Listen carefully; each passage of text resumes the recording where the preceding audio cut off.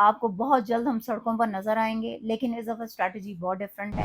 اس دفعہ ڈی چوک کی طرف گولیاں کھانے کوئی نہیں جائے گا، یہ خان صاحب نے کہا ہے۔ ایک ساتھ جو ہے وہ تحریک شروع ہوگی، جس کا نتیجہ یہ ہوگا کہ عمران خان اور ہمارے تمام اسیران جمہوریت جو ہیں وہ باہر ہوں گے۔ فی الحال تو کوئی مذاکرات نہیں چل رہے۔ جنہوں نے قبضہ کیا ہوا تھا نا اس پارٹی پہ، وہ تو 9 مئی کے بعد چھوڑ گئے تھے، اور ہماری پارٹی پہ قبضہ صرف ایک شخص کا ہے کہ مجھ سے ایسے لوگ ملنے نہ آئیں کہ جن کا لسٹ میں نام نہیں ہے۔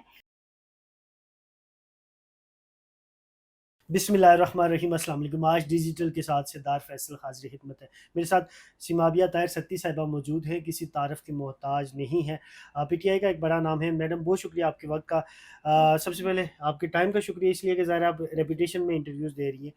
تو سب سے پہلے سب سے بڑی ڈیولپمنٹ کی جو بات چل رہی ہے کہ کیا پی ٹی آئی دوبارہ سے روڈز کے اوپر نظر آئے گی، کیونکہ جنید اکبر صاحب نے یہ کہا ہے کہ دوبارہ سے ہماری اسٹریٹجی چینج ہوگی لیکن سڑکوں کے اوپر ہم نظر آئیں گے۔ اس حوالے سے آپ کیا کہیں گے؟ انشاءاللہ تعالیٰ جی بالکل، پاکستان تحریک انصاف آپ کو سڑکوں پر نظر آئے گی۔ دیکھیں، جب آپ کو کہیں پر جو ہے نا انصاف ملتا ہوا نظر نہ آ رہا ہو نا، تو عوام کے پاس جو ایک چیز رہ جاتی ہے نا، وہ رہ جاتا ہے عوامی احتجاج۔ وہ احتجاج آپ سڑکوں پر ہی کر سکتے ہو، اور پاکستان تحریک انصاف نے ایک تحریک چلائی ہے، ٹھیک ہے، اس تحریک کا یہ 3rd فیز ہے انشاءاللہ تعالیٰ، جس کو ہم عبور کرنے جا رہے ہیں، اور آپ کو بہت جلد ہم سڑکوں پر نظر آئیں گے، لیکن اس دفعہ اسٹریٹجی بہت ڈفرینٹ ہے۔ اس دفعہ ڈی چوک کی طرف گولیاں کھانے کوئی نہیں جائے گا، یہ خان صاحب نے کہا ہے، ٹھیک ہے۔ اس کی وجہ یہ ہے کہ خان صاحب کہتے ہیں کہ جب بھی ہم ڈی چوک احتجاج کے لیے جاتے ہیں تو ہمارے لوگوں کو اسٹریٹ فائر ان پر جو ہے وہ کھول دیے جاتے ہیں۔ سو اس بار ہم نے اپنے کارکنان کو جو ہے وہ ان کو مروانا نہیں ہے، ہم نے اپنے کارکنان کی حفاظت کرنی ہے، اور انشاءاللہ پورے ملک میں اس بار ایک ساتھ جو ہے وہ تحریک شروع ہوگی، جس کا نتیجہ یہ ہوگا کہ عمران خان اور ہمارے تمام اسیران جمہوریت جو ہیں وہ باہر ہوں گے، اور انشاءاللہ تعالیٰ پاکستان اپنے پاؤں پہ کھڑا ہوگا عمران خان کی لیڈرشپ میں۔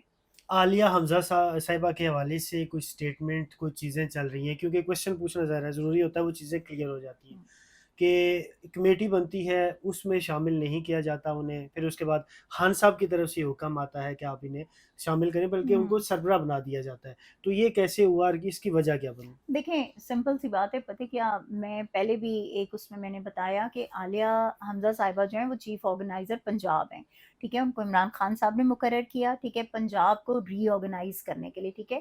جو کمیٹی بنی، وہ کمیٹی جو ہے وہ ریویو سٹرکچر کے لیے تھی، ٹھیک ہے۔ کہیں پہ اگر کوئی لوپ ہولز آپ کو نظر آ رہے ہیں، ٹھیک ہے، تو وہ لوپ ہولز جو ہیں وہ ان کو بتائیں گے، اوکے، اور وہ اس کو ٹھیک کریں گے۔ دیکھیں، ہمیشہ آپ کی ایڈوائزری تو ہوتی ہے نا، مثلا آپ ہیڈ ہیں، اب خان صاحب ہیں، خان صاحب نے اپنی گائیڈ لائن کے لیے یا اپنے اس کے لیے کیا بنایا ہوا ہے، کور کمیٹی بنائی ہوئی ہے، ٹھیک ہے۔ کور کمیٹی ان کو جو ہے وہ ڈفرینٹ چیزوں پہ جو ہے ایشوز پہ گفتگو کرتی ہے، اینڈ دین وہ خان صاحب کو اپنی رائے دیتے ہیں، اور خان صاحب جو ہے پھر اس پہ ایگزیکیوٹ کرتے ہیں اپنی اس کے مطابق، ٹھیک ہے۔ تو بالکل یہ اسی طرح کا سسٹم تھا، لیکن ایک چیز کہ جس کو سوشل میڈیا پہ اتنی زیادہ ہائپ ملی، ٹھیک ہے، تو وہ جب ایشو جا کے خان صاحب کے ساتھ ڈسکس کیا گیا، تو خان صاحب نے اس کا سولوشن نکال دیا کہ اوکے فائن، اگر لوگوں کو اس پہ اعتراض ہے، اگر ورکرز کی مطلب یہ سینٹیمنٹس ہیں، ٹھیک ہے، تو عالیہ آپا جو ہیں، عالیہ حمزہ جو ہیں، ان کو آپ اس میں ایڈ آن کر دیں، ٹھیک ہے۔ تو دیٹس اٹ، مطلب اس میں کوئی اتنا بڑا ایسا مسئلہ نہیں تھا کہ جو سورٹ آؤٹ نہ ہو سکے۔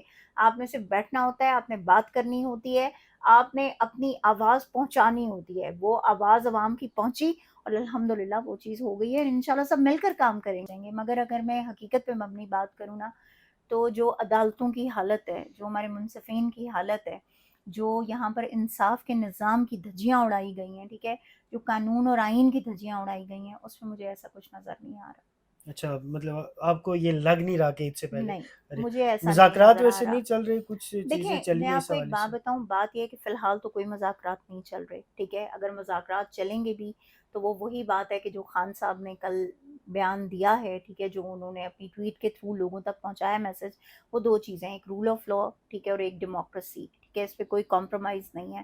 اگر جو ہے اس چیز پہ بات ہوگی تو وہ مذاکرات ہوں گے، لیکن اگر کوئی یہ کہے کہ عمران خان جو ہیں وہ کوئی ڈیل کر لیں گے، کوئی ڈھیل دے دیں گے کسی کو، یا این آر او کر لیں گے، تو ایسا کچھ نہیں ہوگا۔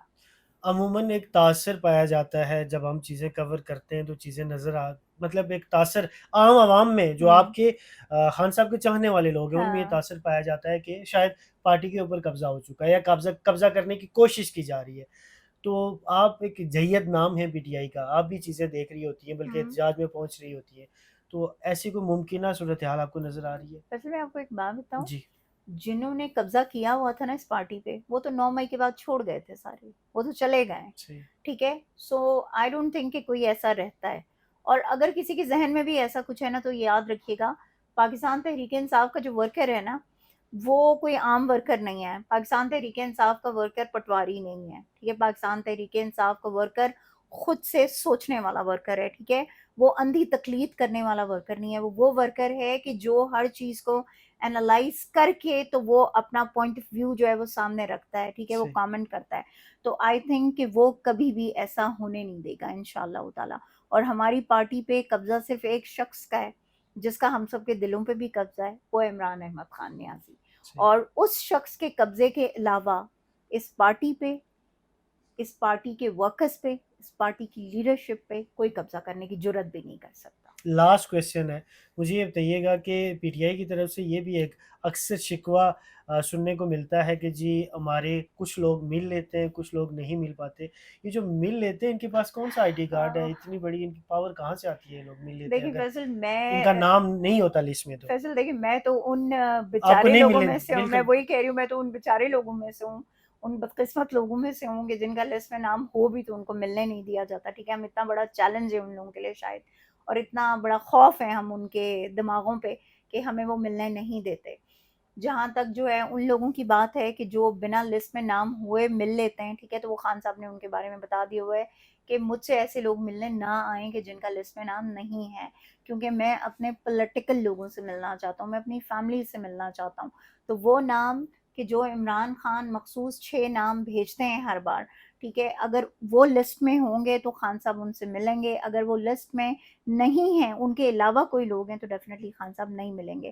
تو میرے خیال میں یہ وہیں سے سازش ہوتی ہے، وہیں سب کچھ ہوتا ہے، ٹھیک ہے؟ وہ جو بیٹھے ہوئے ہیں، ایک کرنل صاحب بیٹھے ہوئے ہیں جن کا خان صاحب اکثر ذکر کرتے ہیں، تو میرے خیال میں ان کرنل صاحب کو جو ہے نا اب جو ہے نا چوکیداری کے بجائے اپنی بیرک میں چلے جانا چاہیے، اور فیصلے جو ہیں نا وہ عمران خان پہ چھوڑنے چاہیے، کیونکہ عمران خان پاکستان تحریک انصاف کے لیڈر ہیں، چیئرمین ہیں، ٹھیک ہے؟ کرنل صاحب ہمارے چیئرمین نہیں ہیں، and he is no one to dictate Imran Khan اور اس کہ کون عمران خان صاحب سے مل سکتا ہے اور کون نہیں. بہت شکریہ میڈم آپ کے ٹائم کا. Thank you. سردار فیصل کو اجازت دیجیے گا. اللہ نگہبان.